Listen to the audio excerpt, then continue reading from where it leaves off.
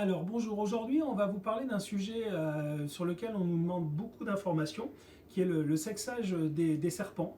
Quelles sont les différentes méthodes, quels sont les différents moyens, à quel âge on peut sexer un serpent, est-ce qu'on peut le faire à l'âge juvénile, est-ce qu'on peut le faire à l'âge adulte. Donc on va essayer de vous répondre par le biais de cette vidéo à toutes ces questions, en sachant qu'il n'y a pas qu'une seule réponse et il y a plusieurs vérités. Il existe pour l'instant à peu près 4 méthodes fiables de sexage sur les serpents. La première qui est le sexage par dimorphisme sexuel, c'est-à-dire à l'aspect visuel. Généralement, on peut le voir sur des sujets adultes. On verra qu'il existe une exception chez l'hétérodon notamment. Après, par sondage, donc avec une sonde, un petit instrument généralement en inox qu'on va donc introduire au niveau de l'animal. Après, il existe par éversion, ce qui est le plus facile à faire lorsqu'on a un peu d'expérience et un certain doigté sur les juvéniles.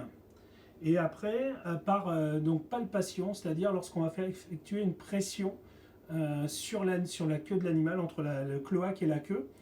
Mais ça, c'est valable que pour certaines espèces, et notamment donc, les boa constrictors que j'ai ici. Là, on a un superbe sujet juvénile. Et là, sur ce sujet, on peut éventuellement lui faire donc 3 techniques.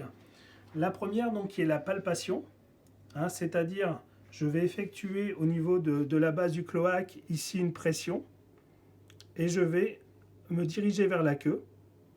Et à un moment, ici, je vais sentir un renflement. Alors évidemment, sur la vidéo, c'est pas flagrant parce que c'est pas du 4D. Hein, vous n'avez pas les mêmes sensations que moi, mais en tout cas, il y a un petit renflement qui est la base de l'hémipénis. Donc ça, c'est une première technique.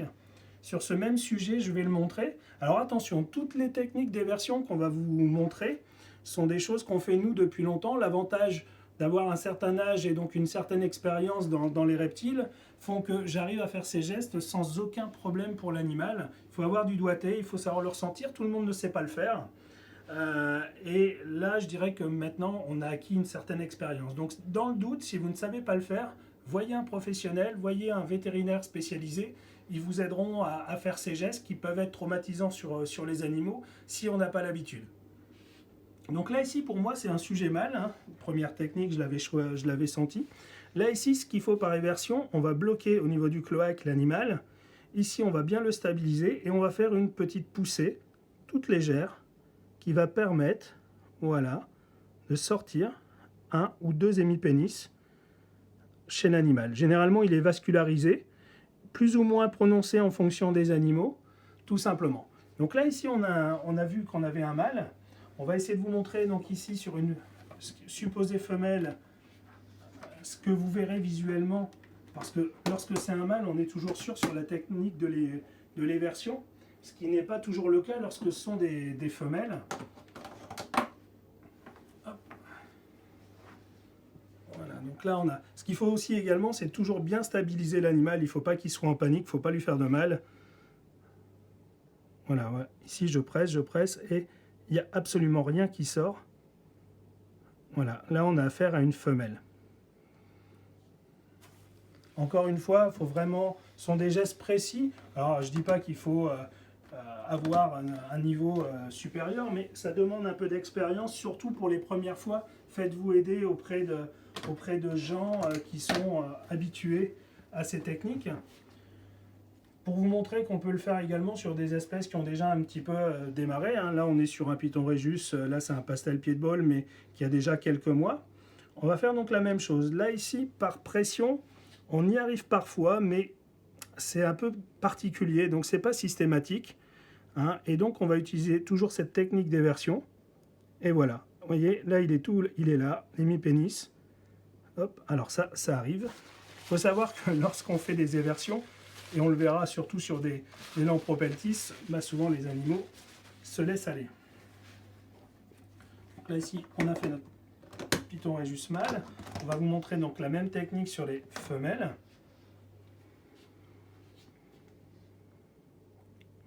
Vous voyez, là il n'y a rien du tout. Aucun doute possible, c'est bien une femelle. Après, tous les serpents ne sont pas égaux. Il y en a des plus faciles que d'autres, même au niveau des pitons.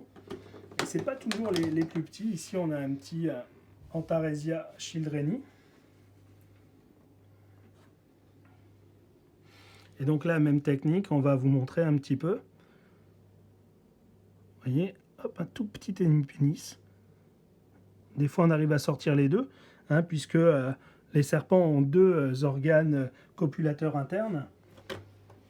Alors, c'est pas systématique qu'on sort les deux lorsqu'on fait une éversion, mais normalement, on y arrive.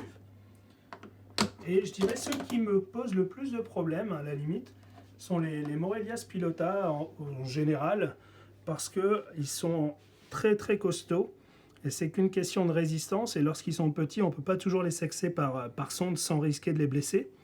Et c'est vrai qu'ils sont un petit peu plus compliqués. Déjà, le stabiliser, ça c'est toujours important. Pas hésiter des fois à être à deux si jamais l'animal ne se laisse pas faire. Alors, toujours ici, bien les retenir. Voyez, là ici c'est un mâle, hein. Mais voyez, l'hémipénis reste quand même très très petit. Voilà.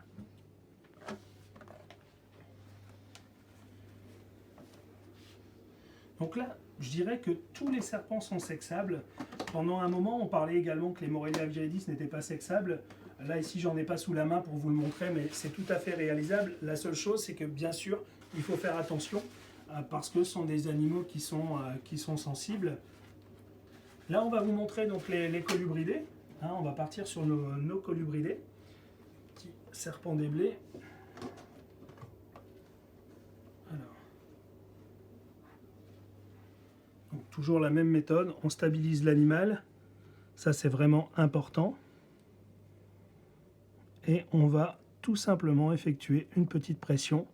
Hop, voyez, il est vascularisé, après il est redevenu plus blanc, mais là ici on a affaire à un beau petit mâle.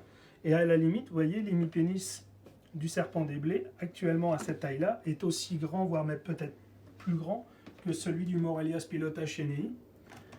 Sur une femelle, on aurait ce résultat-là.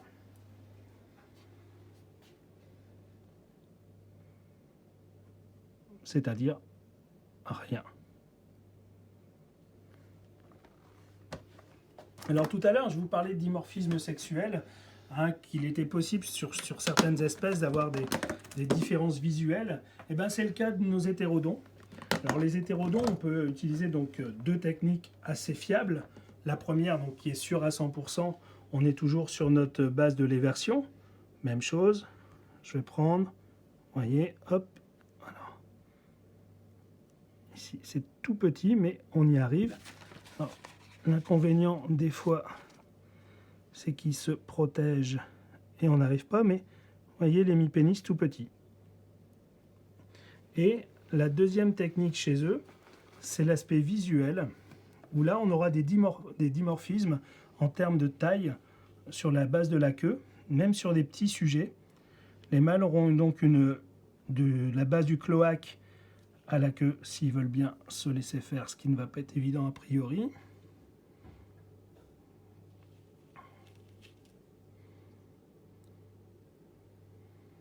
Voilà, les femelles ont une queue beaucoup plus courte que les mâles, vous voyez. On arrive à quelques millimètres de moins chez la femelle que chez le mâle. Donc là, on sait, si on a des éléments de comparaison, on a la possibilité de vérifier rien que sur le visuel le sexe du serpent. Et pour vous montrer également que c'est pas toujours facile, généralement nos amis Lampropeltis, qui ont la particularité d'être un peu plus nerveux lorsqu'ils sont juvéniles, et ben c'est tout ou rien, c'est où on arrive facilement ou c'est plus compliqué. Bon là, il est gentil, il est coopératif. Vous voyez, une simple pression, il n'y a pas besoin d'aller chercher très loin, toujours, et ça suffit. Ah, voilà, c'était exactement là où je voulais en venir. En règle générale, les Lampropeltis, voilà ce qui se passe. Ils nous laissent de beaux souvenirs. Et donc, une femelle donnerait à peu près ça.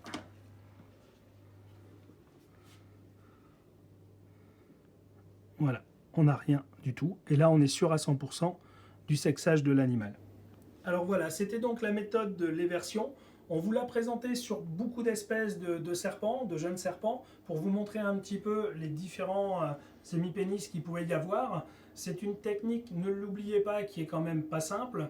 Elle demande une certaine expérience, vous voyez, un petit peu un doigté, a priori je l'ai, et en tout cas, beaucoup de douceur. Hein, si vous ne savez pas le faire, si vous n'êtes pas sûr de vous, n'hésitez pas à vous rapprocher d'un professionnel, que ce soit vétérinaire ou un éleveur confirmé. C'est vraiment important. Dans les prochaines vidéos, on va vous montrer donc les sexages par sonde et par dimorphisme sexuel visuel. Ça vous permettra également, si vous avez des spécimens plus grands, de connaître le sexe de vos individus. On vous dit à bientôt, à une prochaine fois sur Reptilis Channel.